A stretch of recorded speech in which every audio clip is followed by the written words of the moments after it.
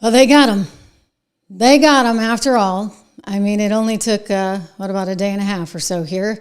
The killer of Charlie Kirk is now in custody. I should say suspected killer, but the guy admitted it to his family, to his pastor. His own father turned him in. Authorities now have custody of this 22-year-old. Oh, I have a lot of words I could say. A lot. I'm angry. I'm sad. You've seen it. I'm angry. I'm frustrated with where our society is. And I'm concerned about the direction we're heading in, where you got 22-year-old yahoos that get radicalized online to project such hate against Donald Trump, against the MAGA movement. Why? Oh, I'll tell you why. You know why? Because of the media. And the media is doubling down, doing their same old, trying to pretend they're putting on a good face, but they didn't. Oh, just look at what Ilhan Omar said. Just look at what this idiot that runs the debating chapter at Oxford had to say in the moments after Charlie was shot. Just look at what the fired CNN anchor, who's now over on a network that tries to pretend they're middle of the road. A News Nation thing that no one watches. I am sorry. You know, I have friends over there, but I am sorry. I'm sick of these people. They are the reason we are all now at risk. It's got to stop. I mean, Bernie Sanders actually coming out and saying the right thing. For goodness sakes, welcome to the program, everyone. I am Trish Regan. This is the Trish Regan Show. I hope you subscribe. I hope you share. I hope you comment. And I hope you are as fired up as I am right now. Because we, as a nation, as Americans, we deserve so much more. Our freedom of speech is everything. That is what Charlie embraced and honored through respectful debate. But the people he was debating, they weren't respectful. In fact, you're going to find that out quite shortly. But first, let me get to the President of the United States, who was on Fox and Friends this morning saying, you know what, someone close to him turned out to be his own dad. Turned him in. I'll tell you what, this kid came from a good family. A good family. He had a pastor that worked with the father to turn him in. In other words, these are people with good values. So where did their kid go wrong? I'll tell you. With woke academia that has converted our good, hardworking, honest young Americans into the extremists that they want. Watch the president. When I heard it, I was in the midst of, building a great, for 150 years, they've wanted a ballroom at the White House, right? They don't have a ballroom. They have to use tents on the lawn for President Xi when he comes over. If it rains, it's a wipeout. And so I was with the architects and with design. It's going to be incredible. And they came in, they said, Charlie Kirk is dead. I didn't know what they meant. I said, what do you mean dead? Charlie Kirk was shot. And they thought he was dead because it was so horrific, And I said, dead? And it was like, I just told these people, get out, just go, this is the worst thing. This was so bad for our country. Some of you were with me when we got that news. When President Trump announced that Charlie Kirk had died, I kind of lost it right here. You know what? We're all human. I'm sitting here hosting a show, but this isn't the old days. I'm not reading a teleprompter. This is me. This is just raw. You're going to get what you're going to get. And when I'm upset, you're going to know about it.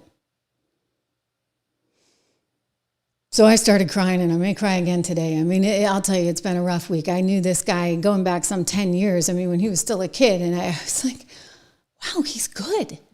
Somebody had booked him on the show, and I said to the producers, get him back again and again. You know why? I'm a good judge of talent, and that kid had talent. I mean, a ton of talent. He could have been the next president of the United States. Well, once he was old enough, he was only 31. And to think that some heinous, disgusting excuse for a human being wanted to take him out. Why? Because his star was that bright. That was that scary to you. There's something wrong. There's something wrong if you can't handle speech, if you can't handle the other side, if you can't handle debate. 22-year-old Tyler Robinson. This is the guy they identified him yesterday, and guess what? He went home to Dad. Dad knew exactly who that kid on the tape was. Apparently, they had just had a family dinner as well, where Charlie Kirk came up because somebody said Charlie Kirk's coming to Utah. And around the family dinner, this kid just started bashing Charlie, and they knew something was up, that lately he had started to get into politics more and more so. So a 22-year-old takes him out with one shot and then walks away. I mean, thank God the father had the decency. I'm telling you, it was a decent family, right? Well, people are like, what is the motive? What is the motive? What could it possibly be? We're going to think about the motive. I'll tell you what the motive is. Oh, I don't think you have to think very hard at all. I think the motive is hate. I think the motive is all the extremism that they have been just stashing down our kids' throats, whether it be in school, whether it be online. Oh, we'll hear more. You know we'll hear more, but you saw what was on the bullets. You know what his intention was. You don't have to think that hard, as Governor Spencer Cox of Utah said. Here we go. I think the clearest one that says catch fascist, there's not, and by the way, that's like catch like a ball, catch this. That's, I think that speaks for itself. Governor, please. Yeah, you think? Why has our youth been so poisoned, right? Why would a 22-year-old, because they've been corrupted by this woke ideology that poor Charlie was just out there trying to defend against, to try and help people see a different way, that there's another path, that you don't have to be consumed with hate, that you can love God, that you can love your neighbor, that you can love your wife, your husband, your children, and put God, your spouse, and your family first. That's all he was trying to teach people to do, to have a better shot at a better life, going back to some of the roots that have made us the success that we are as a country. And that's threatening to this kid. Why would that be threatening to him? J.K. Rowling tweeted last night beautifully, and I quote, "If you believe free speech is for you, but not for your political opponents, you're illiberal. If no contrary evidence could change your beliefs, you're fundamentalist. If you believe the state should punish those with contrary views, you're a totalitarian. And if you believe political opponents should be punished with violence or death, you're a terrorist." That 22-year-old was a terrorist. He thinks that someone who dares to speak differently than him should be punished and killed and wiped off the face of the planet. 22-year-old Tyler Robinson is going to be seeing himself wiped off the planet because the feds are going to seek the death penalty in this one. Again, the ammunition, with the transgender stuff, the anti-fascist stuff. It's gross. It's sickening. And all of us should be very angry right now. People are, okay, this is time to calm down, calm down. Oh, you know what? Maybe I'd be willing to be calm if the other side would at least do the right thing. But do you think they're doing the right thing? No. Ilhan Omar. Oh my gosh, I had to edit her swear words out of her interview with the fired NBC anchor, MSNBC. It's like a I Hate Charlie festival over there on his little show. So there's that I got to show you. And then there's little Georgie Poo. Oh, not the ABC one, the other one over in the UK that talks with a fancy accent, but is such a disgusting excuse for a human being. I'm sorry. This guy debated Charlie. And you know what he was on WhatsApp doing? Laughing when Charlie got shot. I mean, what is wrong with people? How have they been so desensitized? I don't know. But we got a problem, right? We got a problem. What is wrong with these people? I want you to see this Oxford guy, this fancy schmancy Oxford guy over in the UK. You know what? Charlie was doing a great thing. He was establishing Turning Point USA. That was his nonprofit group, right? That was getting together young people everywhere all over the world, primarily in America. In fact, he's credited with so many young people actually registering as conservatives. How fantastic, right? That's a big part of what Charlie was trying to do. And then he was taking it abroad. He went overseas. He was working in the UK trying to do this. Here he is. Here's a picture of him debating this guy at Oxford Union. Now you're like, what is Oxford Union? I didn't know what Oxford Union was, but it's like some debate society, I guess, with Oxford. This Joe Schmo, oh boy, I have words I could say, but you know what? I actually don't like to speak like the likes of Ilhan Omar because she says these words, not Trish Regan. But look at him. This guy, he's the new president of this little debate club. He debated Charlie actually on toxic masculinity. You know, Charlie won, so he probably just couldn't take it. That's why he's so damn happy. When Charlie gets shot, I mean, what kind of sick person would be doing that? Well, this guy, little Georgie Poo, he's got some fancy last name. Let me see if I can pronounce it. Because you should know his name. George Abaranye or whatever. He's the Debating Society president. He got voted in June. He said, Charlie Kirk got shot. Let's effing go. On a WhatsApp message. And then his Instagram account read, Charlie Kirk got shot. LOL, laughing out loud.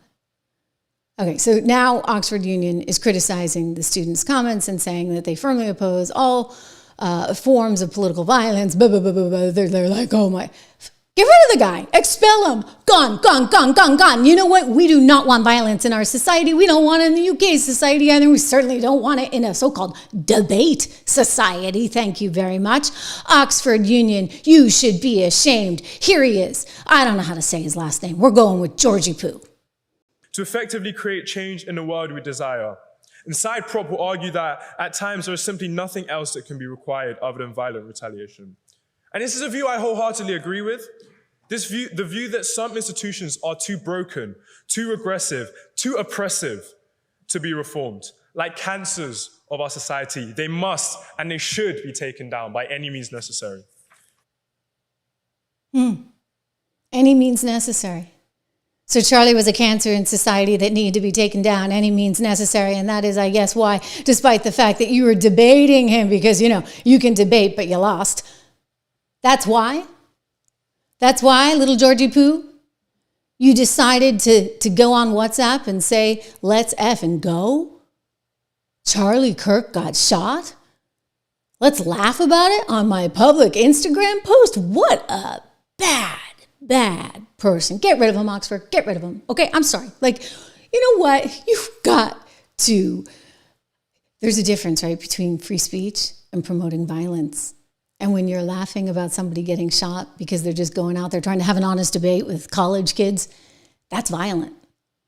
And that's scary. And that's what they're trying to do. He just said it. He said they're cancers that need to be gotten rid of any means necessary. And you know what? These are the people, ladies and gentlemen, that are infecting the minds of our youth, that are infecting the minds of a Tyler Robinson at 22 years old who comes from a good Utah conservative family, goes to church. It was the minister who helped bring him in. How does someone like that get so twisted? Maybe because they're watching a little too much of the Georgie Poos out there. Well, probably not that guy, but the equivalent that we have in the U.S. Oh, and we have plenty of them. I'm about to get to him. Charlie warned me of this back in 2018. I told you I've known him for a long time, and he used to come on my Fox show. We used to have him on like twice a week at one point. And I remember in 2018, he was on Fox with me after he had just been surrounded by about 50 Antifa people, having his life threatened back then. And he warned of this. This was right after Maxine Waters was like, go find them, go track them down, you yell at them, you do this, you do that. Who is the party that's promoting the violence right now? It is not that hard to figure out, okay? Charlie knew it in 18, watch. Why do you think this is happening right now? What's gone on in our society that is contributing to this somewhat violent, very, very aggressive streak among some members of the left? Yeah, and this is a trend. You can see it. This is a pattern now. I mean, they did this to Kirsten Nielsen. They did this to Sarah Huckabee Sanders. You remember Steve Scalise got shot last summer. So this is a growing trend against conservatives and outward supporters of the president. I have to attribute it to two main things. First and foremost, the leaders of the Democrat Party do not denounce this sort of behavior. In fact they condone it and they encourage it. Exactly. You have Maxine Waters say, if you see them in a department store, you see them in a restaurant, which we were, find them, create a scene. They followed her instructions to a T. And the second thing is these protesters and these radicals on the left, they have not been able to reconcile that this president is succeeding. They hate Trump more than they love America.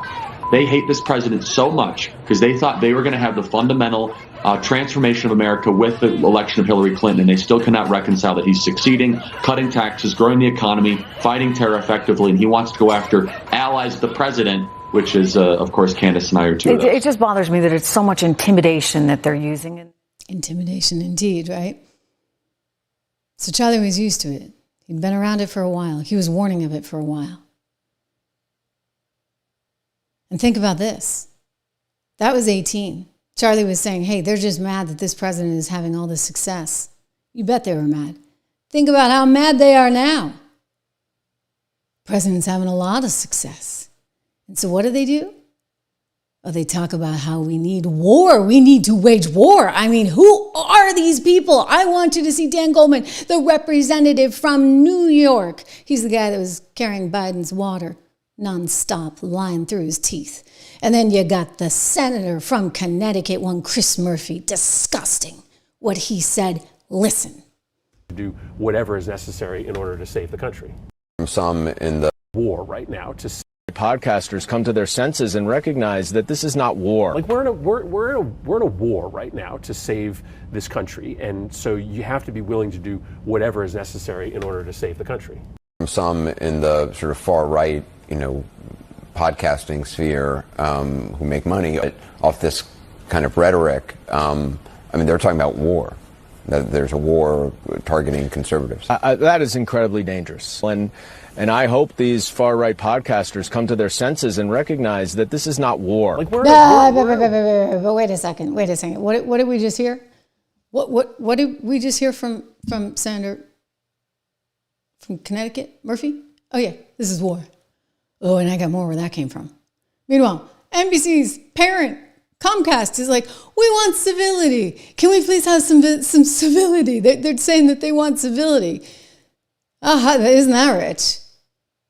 The media wants civility right now. Well, I'll tell you, you might have to actually start with some of the leaders in the Democrat Party, and then you can work your way through the media because, I know you fired the guy who said all those heinous things on MSNBC during the live coverage of the Charlie Kirk shooting. He deserved to be fired, absolutely. He was terrible on TV as well. Well, you got another one who I'll tell you is not very good on TV, but for some reason she gets a pass because she checks a few boxes, and apparently because, a lot of Somalia has now relocated to the U.S. They're voting for her out in her state, and she goes on with this guy who used to be at MSNBC, but he was fired because he also was a little in that Joy Reid camp and was promoting extremism himself. Well, now he's promoting it all day long with the likes of Ilhan Omar, who, like I said, I had to actually spend valuable time out of my day cleaning up her disgusting language. But this is what she's saying after a guy who was a hero in the conservative movement? A guy who, by the way, the NFL had a moment of silence for last night. The Yankees had a moment of silence for 2 nights ago. The President of the United States clearly valued, adored the Vice President carrying his casket, and Ilhan Omar saying this. Yesterday, saying this is a Democratic Party problem, as if people like you are not getting death threats all the time, credible ones. It's actually disgusting. And I'm sorry, I know she's disgusting, but we're going to listen to it because you need to know. You need to know what they're saying. If you don't hear this, you don't know how bad it really is. So we're going to watch and listen together. it reminds you that although these people pretend to be adults, that they are sometimes, they think a lot less than even children do when it comes to compassion, when it comes to thoughtfulness, when it comes to being a leader. I'm sorry. These people are celebrating the death of a guy who was totally nonviolent, who just went to college campuses to have some debates. Wow.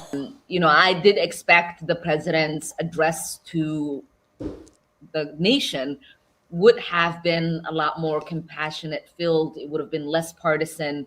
He doesn't even know who the assassin is for him to say, yes, wing lunatic. Oh, like the guy's sane? Ilhan, Omar, you don't think he's a lunatic? Obviously. You're the lunatic if you don't think a guy who's shooting like a sniper would from 200 yards away, killing a 31-year-old nonviolent person, you're the lunatic, lady. I think it kind of denigrated his status and the status of the office he holds. But what I do know for sure is that, Charlie was someone who once said, guns save lives after a school shooting. Charlie was someone who was willing to debate and downplay the death of George Floyd in the hands of Minneapolis police. I think he called him a scumbag. Right, have no regard, downplay. Scumbag. Okay, just for the record, George Floyd in 2007, he went to jail for like 5 years because of a 2007 armed robbery where he held a gun to a pregnant woman's stomach as people robbed her. They dressed up as though they were utility workers. They busted into her home. She's pregnant and he holds a gun to her belly. That guy doesn't think he's a scumbag. And Ilhan Omar, oh no, we're going to give that guy a pass all day long. They make me sick. Slavery and what Black people have gone through in this country by saying Juneteenth should never exist. And I think, there are a lot of people who are out there talking about him just wanting to have a civil debate. Complete rewriting of history. Yeah, there is nothing more effed up, than to completely pretend that his words and actions have not been recorded and in existence for the last decade or so. And you have people like Nancy Mace who constantly harass people that she finds inferior and wants them not to exist in this country or ever. And you have people like Trump who has incited violence against people like me. And so these people are foolish, and it's important for us to call them out while we feel anger and sadness and have empathy, which Charlie said no, it shouldn't exist because that's a newly created word or something. Like, I have empathy for his kids and his wife and what they're going through because I do not want that. No one should go through that, and we hold ourselves, I hope, to higher standards. And we consider you and I as people of deep faith. Okay, that is just that was a train wreck, all right? But we know she's a pretty sketchy person, and I say this knowing I've just seen her filing, and somehow her husband miraculously just increased his wealth in the last 2 years by some 3,500%. Oh, he says he's a venture capitalist, but actually he's not. He's a lobbyist. He is a lobbyist. Huh, funny. He works all around the world to lobby for everybody's stuff. Maybe that means he's a foreign agent too? I don't know. But it seems kind of amazing that you go from negative 1,000 to nearly $30 million in the span of 2 years. Ilhan, I got my suspicions. I bet Trump does too. I think the IRS ought to be looking at you, honey bunny. Anyway, we don't do that because we're not Lois Lerner, right? But it's suspicious, trust me. And I don't think these people have any values. You know what? I was impressed by Bernie Sanders, though. Look at what he said right here. The murder of Charlie Kirk is part of a disturbing rise in political violence that threatens to hollow out our public life. A free society relies on the premise that people can speak out without fear or humiliation. No more political violence. You know what? You know I don't cut Bernie a lot of slack. I don't like socialists or communists, especially ones that ride on private jets and hold millions of dollars worth of real estate through multiple homes. But that was the right thing to say. Ilhan Omar, wrong thing to say. There's a right in this world. There's a wrong in this world. And it's actually not that complicated. It's not. So Comcast, they want to clean things up. They're calling for civility over at NBC. They're going to have some work to do over at MSNBC, but good thing they got rid of that guy that you just saw. Good thing they got rid of Joy Reid. I think they got a few more to go. They got rid of Matt Dowd the other day, who really never had much to add anyway. His big claim to fame is he's dating Maria Shriver. Woo! Well, this fired CNN host should be fired from his new network. This guy is one bad dude. I'm talking about someone named Chris Cuomo. Remember him? He's the one that used to joke with his brother who was sending all the people that were infected with COVID into nursing homes where they would then infect the elderly. And so you had thousands of elderly people dying, and yet he would go on television with his brother and they'd laugh and they'd joke.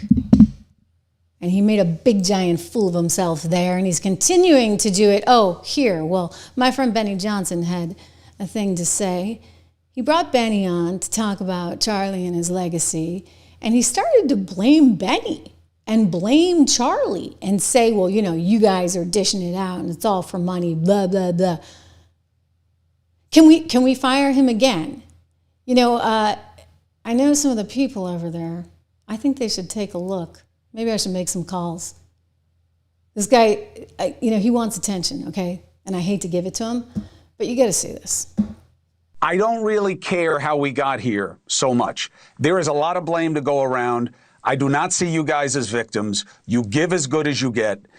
There is a lot of anger. There is a lot of exaggeration. It is all hate for profit on the fringe of this battling binary political system. My question is now what? Charlie Kirk has never advocated violence ever. Charlie Kirk was only I'm not saying he did. A nonviolent, peaceful debater. He went into places where he knew he was hated in order to engage. I agree. Kindly and humanly that with people. he was not about violence. So for you to say that it's the same thing, hold on. It's not, Chris. Hold on. I'm not talking about it with Charlie. Benny, don't play games with me.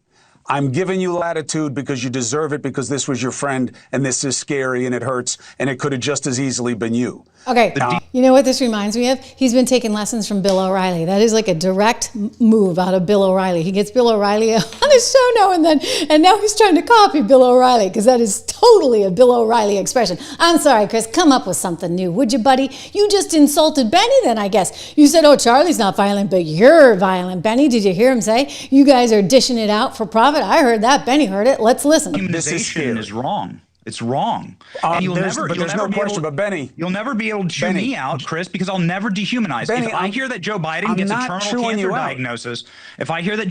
a terminal cancer diagnosis, I'll say a prayer for him. I'll say that I hope he lives the rest of his days painless. That's exactly what I said, and every person that I know and respect, and I know them all in my ecosystem, said the same thing. Not a single one of us celebrated. Not a single one of us celebrated Joe Biden's terminal cancer diagnosis. Now, I can show you a endless series of TikToks and celebration posts and T-shirts made celebrating this travesty. There is a fundamental difference of those who glorify death on the left, and it is demonic, it's sick, and it's dark, and it needs to be. All right, but it needs to be disavowed. Benny, I hear you. You don't hear him. You don't hear anything. You're just looking to try and get some ratings on your really pathetic show that no one watches. You also have a pathetic little podcast that no one watches. And apparently you don't even have your video right, but let's take a listen to what he was actually saying. It's gross. when the richest man in the world who controls... Just to fill you in, I actually retweeted this. Elon Musk saying the left is the party of murder. I'm sorry, like, what do you think is going on? I mean, who's the one doing this? It's not the conservatives, okay? And this idiot is out there trying to call now for what? Elon Musk's destruction? Listen. The most powerful platform in our media writes that the left is the party of murder, and then decides, his video's a mess. Elon Musk, I'm talking about the stupidest genius I've ever been around. And no, I'm not going to excuse it because he's autistic. I have a lot of autistic people in my life. They are not all morally bankrupt, okay? They don't all say the stupidest thing at the worst time. All right? I don't know what it's about with him, and I don't give a... Oh, wow. He is, in my opinion, exhausted his usefulness. Now, does that mean he should be murdered? No, because that's not how I see the value of human life. But would I be surprised? No. I wouldn't be surprised if it's me. I mean, that's where we are. It's who we are. That's who we are. But when he can write the left is the party of this, and then he goes on this thing about why black is capitalized and why white is not, the medium is the message. We are about division and hate of what we... please. Now you are, okay? So sorry I had to put my face over his. I'm sure you'd rather see my face than his. I'd rather see my face than his. Anyway, his video is all screwed up, so not sure what's going over on his podcast in terms of production value, but whatever. That is the guy that was fired from CNN, who was then attacking Benny on his God knows what show that nobody watches and nobody's heard of, and then started to go after Elon Musk because Elon Musk is calling this stuff out. Elon Musk is making the point, I made the same point with you guys the other day, like, why do we always capitalize black in the New York Times, but it's lowercase white? Why shouldn't it be lowercase black? Oh, just so you know, the rationale behind that one is black is an identity, white is not. Excuse me? Like, again, like there's a lot of black people in the world from all over the world. I mean, Africa's a pretty big continent. You got a lot of black people there. Do you think they all have something in common with each other? Oh, do they have something in common with people that grew up in Georgia or people that grew up in New York City? No, it's like saying, you know, me, Trish Regan, you're from New Hampshire and you're Irish, and therefore you're exactly the same as someone from Ukraine or someone from Poland. I mean, because you're all white, right? You must all have the same experiences, but they think that everybody who's black is exactly the same. I'm sorry, that's a very, very narrow view of the world, New York Times, AP, and the rest of you, like Chris Cuomo. Very narrow view of the world. Everything, it's all lowercase, okay? Because, you know, if you're Nigerian, then I get it, okay? If you're, if you want to go with African American, I get it. If you're Haitian, capital H, just like if you're Irish, capital I, Irish American. These people, though, he's going on about, oh, they're all trying to divide. What do you think he's doing? He's doing plenty of it himself, and he's doing it for attention. He's doing it for clicks, and I'll tell you this. I mean, some people are getting kind of fed up. This guy, you've never heard of him before. I guarantee you. His biggest claim to fame, like I said, is he is dating Maria Shriver. I used to work with him at Bloomberg. He actually seemed like a reasonable, sensible enough analyst back then. But, you know, TDS happened, and these people all went off the deep end, including one Matt Dowd. Look at what he said about Charlie Kirk as the guy is getting operated on. I'm getting texts from friends, Charlie's not going to make it, we don't think. And I'm hoping to God, like he will. Like I went on the air with you the other day and we blew out the whole show. I mean, I was going to talk about the poor Ukrainian girl, and for goodness sakes, I got a report that a guy I've known for some 10 years just got shot by some maniac and is in surgery, and this one said this. But following up on what was just said, he's been one of the most divisive, especially divisive younger figures in this. who is constantly sort of pushing this sort of hate speech or sort of aimed at certain groups. And I always go back to hateful thoughts lead to hateful words, which then lead to hateful actions. Wow. Like he deserved it. You're like Georgie Poo over there in the UK. The guy that debated Charlie Kirk and lost, but got promoted to become the president of the Oxford Union Debate Society, laughing about it on WhatsApp, laughing about it on Instagram. Oh, what, he deserves this? He deserves this because he dared to express a viewpoint that might be different than you? I don't think so. MSNBC lady's freaking out. The woman who runs MSNBC, I mean, I'm telling you, she's on the chopping block because she's got a messed up situation over there on MSNBC. Nobody is getting any ratings. They're paying Rachel Maddow $25 million a year. They can't afford. In about 8 to 10 weeks, they're supposed to spin off as the Ms. Network. Yeah, MS now. Ms. So they're going to be the Ms. Network, and not only that, they're going to be under the umbrella of something called Versant, or Versant, as they would say. And that Versant is supposed to be mean and lean and ready for this new generation of media, only they're cable. So clearly they can't be ready for the new generation of media because they are by very definition the old generation of media. This is like radio, okay? I'm sorry, bye-bye cable. We're not watching you anymore. We've all cut the cord. I did so. I saved like $600. That shows you how many cable boxes I had in my house, right? Cut the cord. If you haven't, do it. Take the plunge. You're going to save yourself a fortune. Anyway, Rebecca Cutler, she knows this. She's got no ratings. She's now in charge of a dying network. She did fire Joy Reid. Kudos to her for that one. She did fire Matthew Dowd. Kudos to her for that one. But she's got a lot of other problems there on her network, as we know, right? Jen Psaki's one. Rachel costs a ton of money.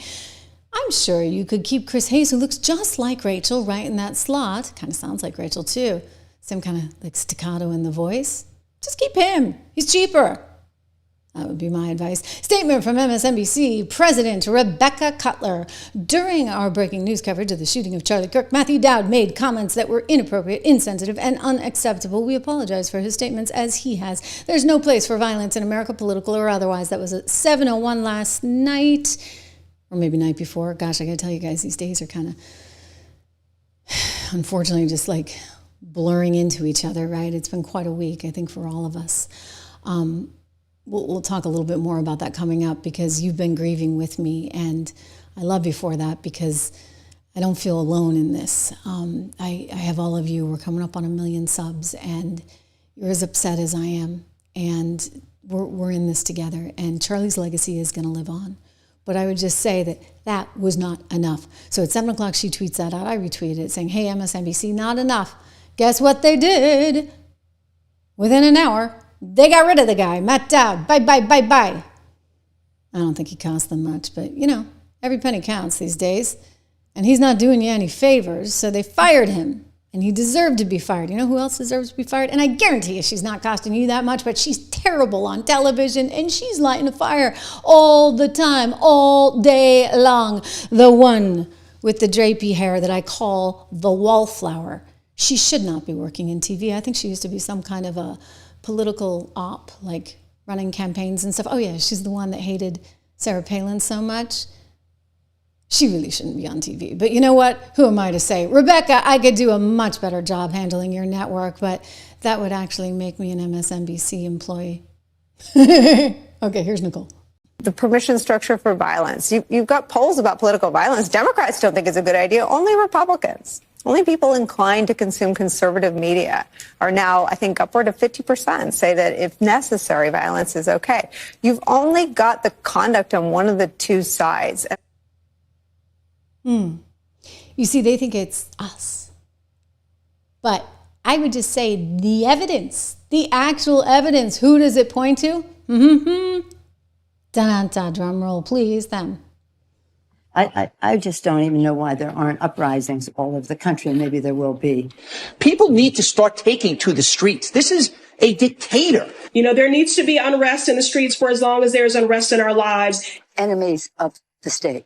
Show me where it says that protests are supposed to be polite and peaceful. When they go low, we kick them. How do you resist the temptation to run up and wring her neck? Biggest terror threat in this country is white men, most of them radicalized to the right. I thought he should have punched him in the face. I said, even if you lost, he insulted your wife. Yeah. I'd like to punch him in the face. I said, if we were in high school, I'd take him behind the gym and beat the hell out of him. Punch some people in the face. Well, they took you literally, guys. They took you quite literally now, didn't they? You know, Charlie was a remarkable, I still call him a kid because I met him when he was a 20-something-year-old, but he was 31, a father of 2 little kids who will never get to know their dad, a husband, and a leader, a real leader. Today, his show went live. There was no Charlie in the seat. So badly to do this show for all of you today. And I wanted the friends of this show and of Charlie that knew him best, the Thought Crime crew, to be here in the studio to commemorate our friend, our dear brother, for this sacred, this solemn moment, this occasion none of us ever dreamed we would have to do. And here we are, because Charlie would want us to be here. He would be upset if we weren't here. And we, of course, have left his chair open and empty because nobody will ever fill it. Nobody could ever hope to. No. But I mean, they're going to continue on. Turning Point will continue on. They're going to try and continue his legacy. Erica, his wife, is a gifted communicator, but she's not Charlie. Those guys, they're not Charlie. I have 3 kids of my own. And I'm pretty conservative. But I've told you guys before, I'm just mom. And of course, whatever mom says, well, you know, you get teenage kids, I got teenage daughters, like they want to rebel, right? But they found Charlie online and they loved him. And I used to say to one of my daughters who loves debate, I said, we're going to get you a job with Turning Point. For goodness sakes, let me call Charlie and get you an internship at some point when you're old enough. She said, Mom, I want to do that. Like, I love it. And I think her love, she reads the Bible every night. And I feel like a lot of that was inspired by Charlie. And I thank him for that. We were colleagues at Fox. He was a contributor there. I used to have him on my show.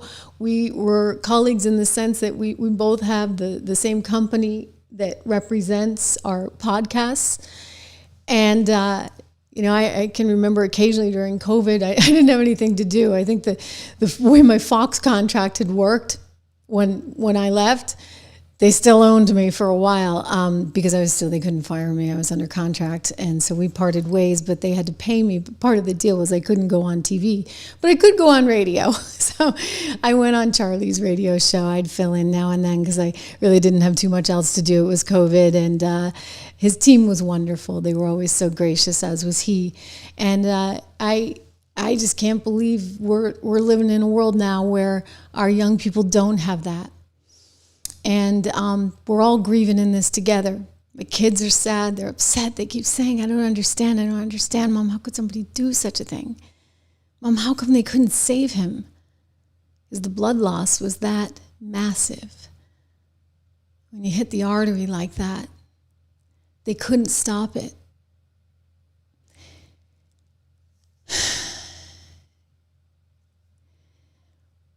What's frightening is they're trying to put conservatives in a place where they should be fearful for their lives because of their thoughts, because of their words. We will not be fearful.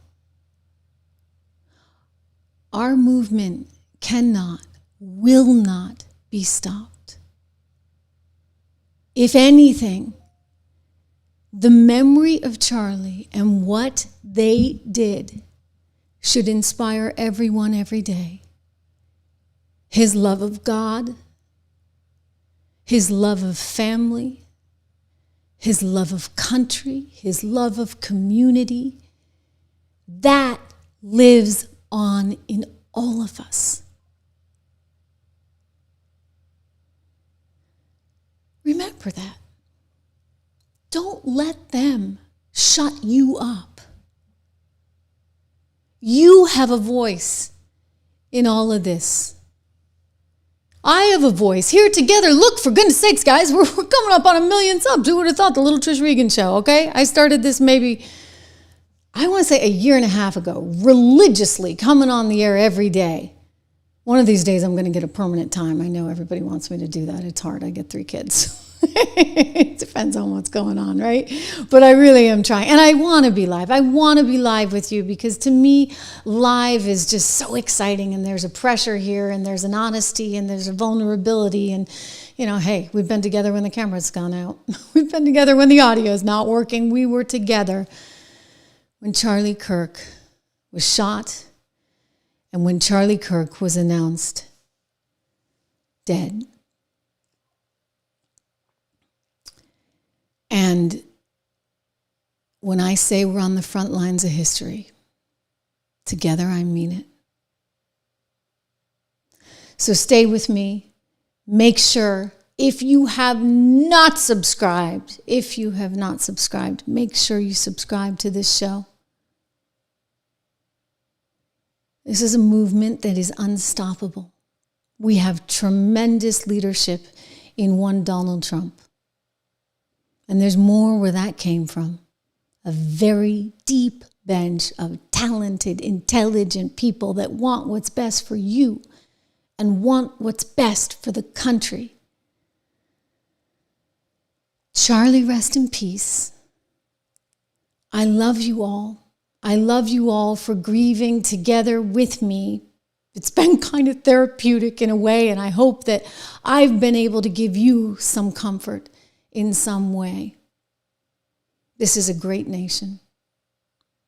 A meritocracy that cannot be stopped because some 22-year-old wacko, lunatic, I'll say it apparently. Ilhan Omar is mad that the president called him a lunatic. Can you imagine that? We're not going to be stopped by that. We're just going to get stronger and stronger and stronger. You know what we're going to make sure of? That our kids learn the right things, that they're taught the right values, that they remember that this is the greatest country on earth, and gosh darn it, they are so darn lucky to have been born here. And you know what? It's what you make of it. God helps those who help themselves. So get to work. Think about others. Do the right thing for your community. Help yourself, help your family, love your family and your community. Have honest discussions with people, by all means, but never, never resort to the things that we have seen.